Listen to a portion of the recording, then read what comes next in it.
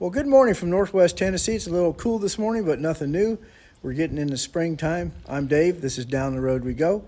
We're going to be working on the truck today, and we're going to mount Junior in there.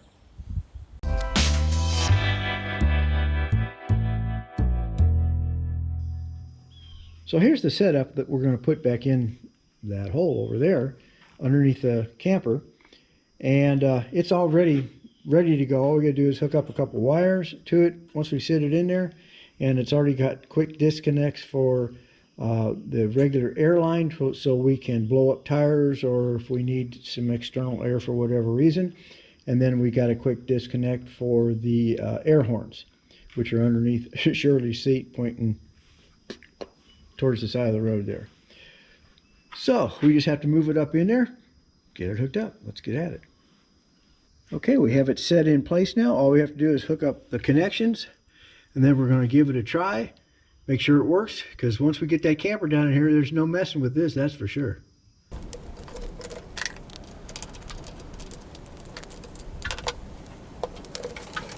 All right, there it is. We're all hooked up, ready to go. So we'll get in underneath the hood, put the fuse back in, give it a try, make sure it works before we put Junior in here. Once he's in here, if this stops working, you got to take it all off. Okay, we've got the hood open. We got the 30 amp fuse, and it's a 30 amp fuse that goes in right here. Get that hooked up, and then we'll give it a try. Hopefully we don't smoke test anything. Usually like about 60 pounds air for that air horn. So that's what we'll set this regulator at. Let's go give it a try. When we turn the headlights on, it gives power to the switch. So that way we know that the pump's off. Turn it on and the pump's on. So we'll turn it back off. Turn the headlights. Actually, we hit the running lights. As long as the running lights are on, then that all works. So, and we know the horn works now. Yep. On to the next project. Now we got to see if we can get Junior in here and get it in there fairly straight. Well, one thing we have to do to get Junior out of here is we have to get that thing right there out of there. So we're going to have to jack it up and go get the lawnmower and hook that up and pull it out of there. Well, to get this off of its rest, we have to jack up the jacks, which means we're going to keep our fingers crossed that the battery's not dead. It's been sitting here for about 8 months. We do have it disconnected. We have a battery disconnect, so let's see. Let's open the battery compartment up. Let's turn on the disconnect. Okay. Let's see if we got any juice. Oh, we do.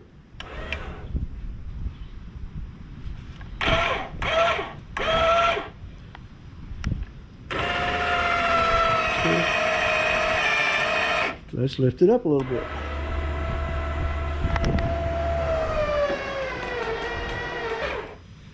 All right, let's go to the front. We'll do the front now. You don't want it to...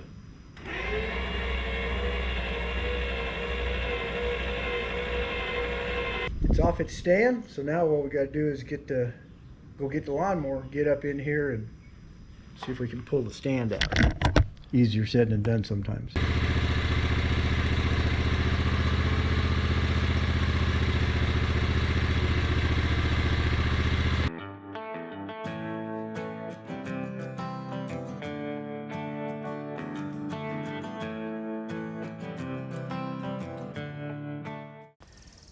Okay, today what we're going to do is we're going to work on the refrigerator in Junior here. It didn't work real good last year. Sometimes when we plugged it in, it froze everything top to bottom. The next time when you're on propane, it just sort of kept it cold. So we know something about it. We know that the thermostat is not working. It's stuck in one spot, and it would cost almost as much as a refrigerator to take it out of there and get it replaced. So we're going to try to work around it a little bit here. And so what we're going to do is we're going to put a fan on the back part of the refrigerator there where the fins are. That worked really good in our fifth wheel. So we're going to put that fin in there, or those fans in there. And then we're going to put a thermometer in the top, in the freezer, and down in the bottom. And we're going to cycle this thing. We're going to put it on electricity for 4 or 5 hours, maybe a day, see what it comes out to, see how cold it gets, which top or bottom. Which top should get colder than the bottom, but anyway, we're going to see how that goes. And we'll have that fan on too, and that should take care of that. So the first thing is putting that fan in. Okay, we've got everything on the table here. This is the fans we were talking about. We can switch them to high and low, and some on, some off. And these right here are the thermostats we're going to put in. We'll put one in the freezer, one in the refrigerator, and then we'll kind of look at the temperature, see how they go. So the first thing is putting this in. This it mounts fairly easy, but you have to wire it to a 12-volt source. So we got to get it from the inside of the refrigerator to the outside. So we'll look at doing that. Well, the first part is done. We've got the fans mounted on the fins on the back of the refrigerator. They go on there with Velcro. This is the way we had them in our other refrigerator in our Montana. And then this is the power wire back here. It goes down the drain tube. So now we got to go out, find a drain tube, kind of open the drain tube up, pull that wire out, find a 12-volt supply, hook it up, and we'll see where we go from there. So let's get outside. Okay, we're at the outside of the refrigerator now, and what we're looking for is that black tube. I don't know if I can get enough light on, but there it is right there. So it follows down and it goes through the camper right there, and actually comes out the bottom right there. So here's the problem. What we have to do is open this tube up, probably down near the bottom someplace, get the wires out of there and run them over. We know where 12 volt is over here. It tells us right there. It's 12 volt positive, 12 volt negative. We can hook it right up to that and the fan should work. So that's the next step. Okay, voila, we have the wire pulled out of that drain tube. We've taped it up and made sure it doesn't leak. Because not a lot of water goes down there, just moisture, you know, from defrosting the refrigerator and stuff. So it's not too bad. We got it wired over to a known 12 volt with a 12 volt ground. And now we're going to go inside and see if it turns on. Now this fan's got 3 fans and a couple different switches. This switch here on the end only turns on this fan for some reason. I don't know why they did that, but that's the one that turns on. This switch turns on these 2 fans. And what they do is they blow air out, sort it down, and try to circulate around. Now if you want to be really fancy and have your disco going in your refrigerator with your fans, you hit that switch.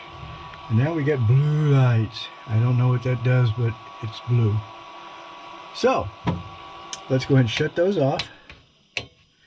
And now what we're going to do is we're going to plug it in, get it ready for 110, and we're going to chart this out. So we're going to write down what the temperatures are in the top and the bottom, what time it is, and we're going to put it on AC and see what happens. And we'll check it every couple hours and, you know, see what the temperature difference is. See how it does on the AC. Once we've done that, we've let it completely, you know, cool down or warm up and melt down, then we're going to go ahead and take it outside and we'll turn the propane on and do the same test on the propane. Okay, right now these thermometers are showing, it's fairly chilly outside, so they're showing 48 degrees. 48 degrees. So what we're going to do is put one up here in the freezer where we can see it. I'll put one down here. We're going to put this like in the bottom down there, and that way we'll know if it's cold enough all the way down, up and down. And of course we'll have this fan on.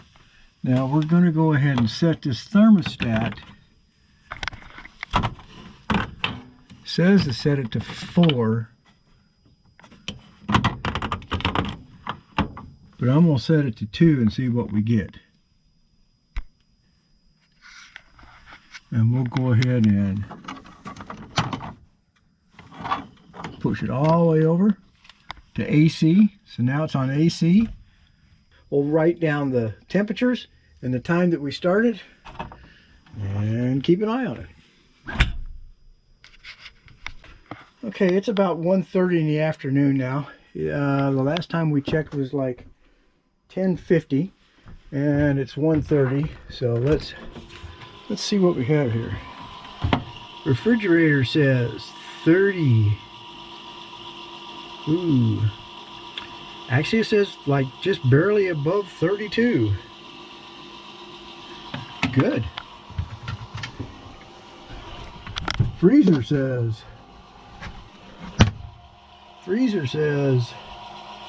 it's fogged up. Freezer says 0. Let's try this again. Okay, the freezer says 0. Put it back in here. And it's set on 2 on the thermostat.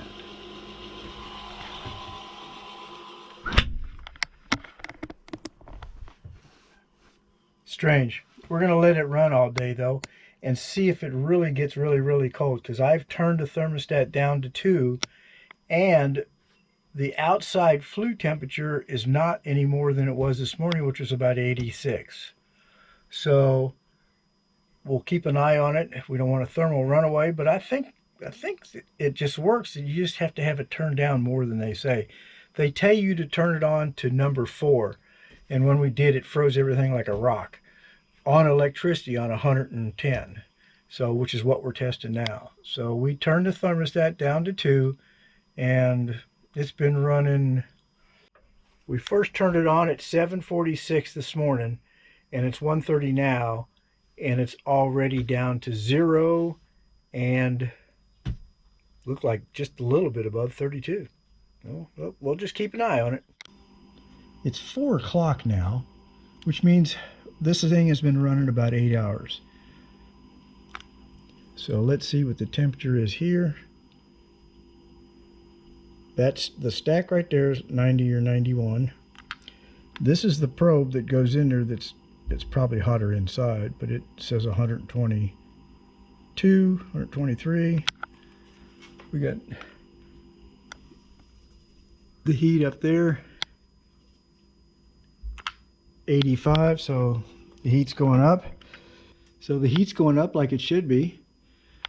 I still say, and it ended up, it looks like, we're going to check inside, but I'll bet you it says the same thing it said yesterday at 6 when it's only set on 2. So let's go check it out.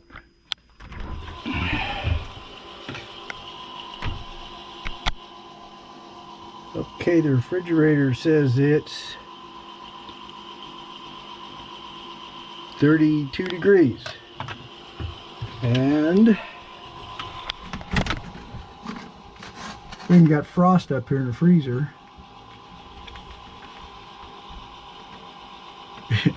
I think it says like below 0 somewhere in there, 10 or 5 below 0, which is basically the same thing as yesterday in less time.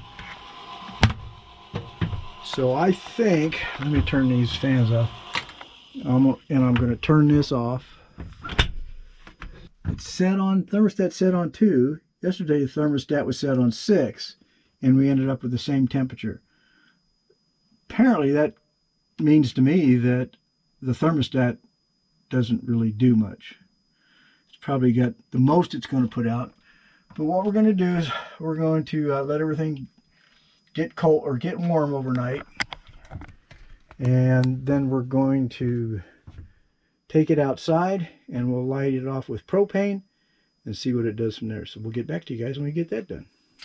We ended up putting the refrigerator with the fans on, and the thermostat was set for 2, and we put it on gas. We started out about 64 degrees top and bottom, and we went ahead and turned it on about 8:30 in the morning, let it go to about 9 the next morning, 24 hours basically, and it got all the way down to, the freezer was a -20 and the reefer was 30 with the fan running. So that seems good to go. The thermostat, we know, does not work whatsoever. I don't care what you set it at, that's the temperatures you're going to get. It's going to be colder with the electric, which we knew, because that electric module or the heater is brand new. Well, it's only about a year old. And the propane doesn't work real great, but it works. We've cleaned it, got all the stuff out of it, and I'm saying this is good to go. We're still going to have to carry an ice chest for ice and that sort of stuff, but I think we're good to go as far as the refrigerator. Can't adjust it, but it works good. So I'm declaring the camper ready to rock and roll. So now we just need to clean it up a little bit and get it ready, and when we're ready to take off, we'll take off. Thanks for coming along, guys, and watching the update here on Junior, what we're calling Junior. And we'll see you as down the road we go. Thanks for watching. Thanks for watching Down the Road We Go. I hope you enjoyed this episode, and don't forget to subscribe and make sure you click the little bell so you get notified every time a new episode comes out. Thanks again for watching Down the Road We Go.